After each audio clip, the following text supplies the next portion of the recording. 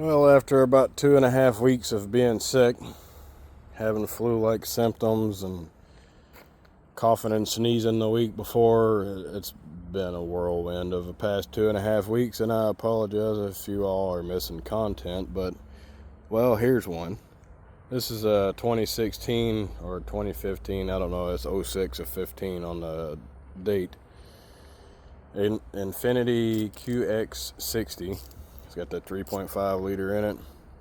A couple things that we have to do to it. One, replace a broken handle. We have that coming. There's something going on with the left front. We're not entirely sure what it is yet. And we're doing sparkulators and ignition coils. So, first thing that you're going to want to do is take the air box off that goes right through here. There's two 10mm bolts, one down there and one right here that just pops out of the hole. You want to take the air box and the horn tube out, set it off to the side, take the throttle body off from the intake without disconnecting any of the hoses and stuff. That way you don't get coolant everywhere. The bolts themselves are 5mm Allen heads. You want to take the brake reservoir off, unclip the wiring harness off the side of it, unplug it. It's got a side clip plug. Took me a second to figure out how to get that off of there, but I started without everyone, so I'm gonna finish taking the throttle body off there and come back to show what else needs to be done. Alright, our intake is fully uncovered. This bracket here mounts on the front side of the intake with two 10mm bolts. You have a couple solenoids that mount to the top of the intake with 10mm bolts. You want to disconnect this hose here and remove your evap line from this connector here. Being mindful that it gets hot under this hood and hoses like to deteriorate with heat, so that hose is gone. I have to replace it. It's just a 3/16 vacuum line. You have a vacuum line back there, a vacuum line right here, and a vacuum line over there. You may have to take your relay box and move it out of the way. It's just two little tabs right here that unclip it, and then you have two 10mm bolts that hold the bracket in place. But I think we may be able to do this without taking that off, but I'm gonna go ahead and take it off anyways. It'll give me a little extra wiggle room. So that tab's already pulled. Oh, not anymore. Okay, this is a two-hander situation. Now it's out of there. So relay box tucked to the side, and now we have full access to our intake. Also, when you get to this point, this is 10mm for the ignition coils, and I think the spark plugs are going to be 9/16. I'll know here in a few minutes. Alright, with the intake picked up and moved out of the way, you can see on the back side of the intake, you might not be able to see it, but right on top there is a hose clamp, squeeze clamp. There it is. And there's one up under it as well that goes to the crankcase pressure on the top of the valve cover back there at the back. We're going to squeeze the hose clamp on the top, remove it. It doesn't really need to be on there anyways, it's vacuum. And then the bottom one's going to essentially be the same thing. The majority of the Nissans that I work on, I'll leave those off if their hoses is not deteriorated, because it makes more sense in future to not have to take those off. It's easier just to press them back off and on. Anyways, we'll make that determination whenever it comes time to get there. Alright, this wiring harness right here is going to be stuck to the back of the intake. You have to unclip it from the back of the intake to be able to get it out of there. But it's off of there. So next on the agenda is going to be getting the ignition coils out and the spark plugs out, and making sure our seal is good here before we place our order for the parts store. We have to get hose, ignition coils, spark plugs, potentially intakes or intake gaskets. It's been a long morning already. Anyways, this so far has only been about an hour,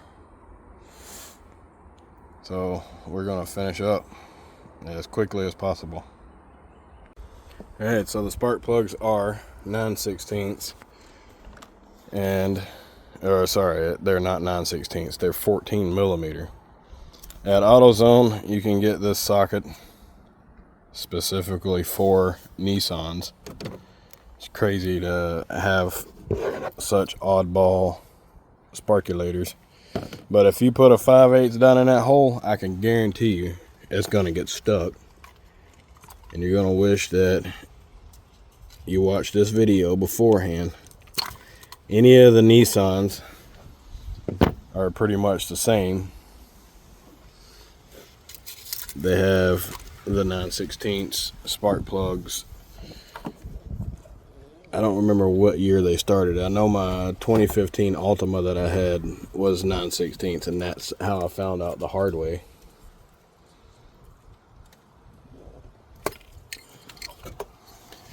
You need to at least keep one of these to be able to pluck the spark plugs out, or you can use a magnet to be able to do it with.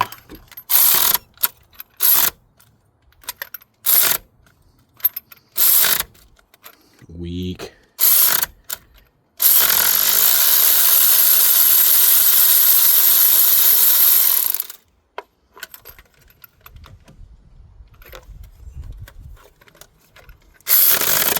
Ouch, that was my finger.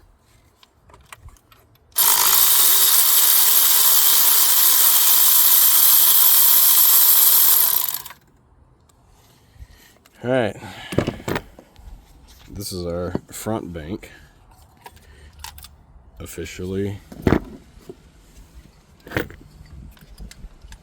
removed. The back bank is going to be exactly the same, except for much further away. All right, we're heading on to the next part of this job, and that's removing the door panel to be able to change the door handle. The front door handles have a connector, or two connectors on them actually. That's going to be for the access buttons.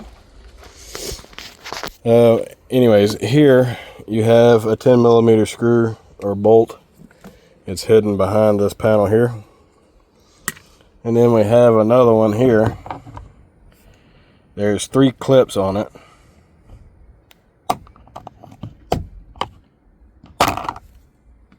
And then there are 2 more 10 millimeter bolts. All right, with a 10 millimeter socket and extension, these screws come out. We're gonna put all these in the floor.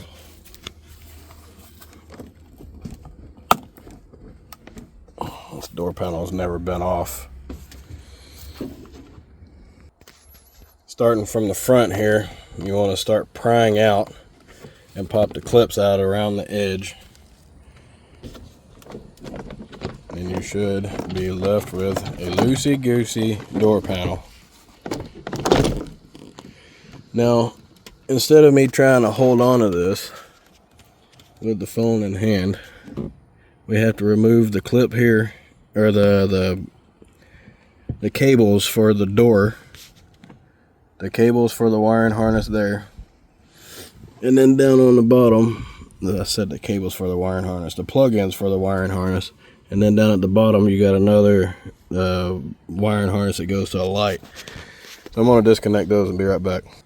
Yeah, the tricky bit was getting that light out of there.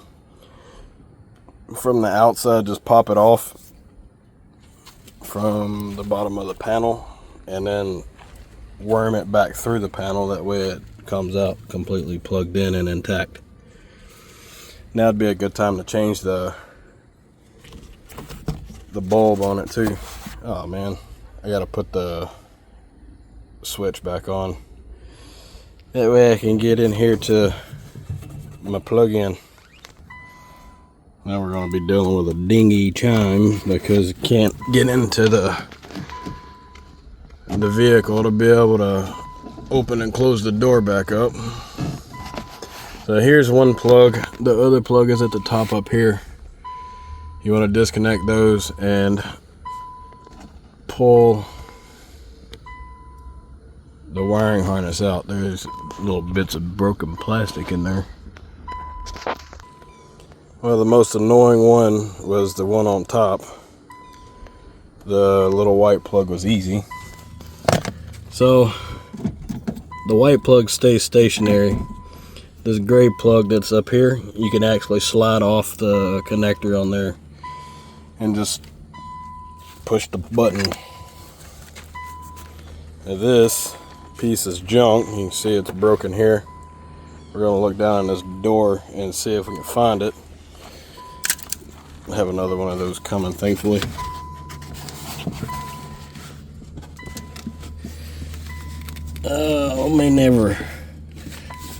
May never find this thing.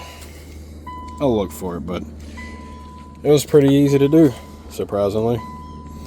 We're going to make sure to pick the wiring harness up or the white up for the door before closing the door, because we don't really want to go breaking stuff. Take the keys out, take the tools out. We still have an oil change to do before the switch actually gets here. And this is pretty straightforward. It's a 6607 oil filter. There's the cap. It takes 5 quarts, or I think 4.5 quarts, but we'll go with 4 quarts to start with and then work our way from there. If you found any of this helpful, please consider liking and subscribing. I can't English today. And thanks for watching.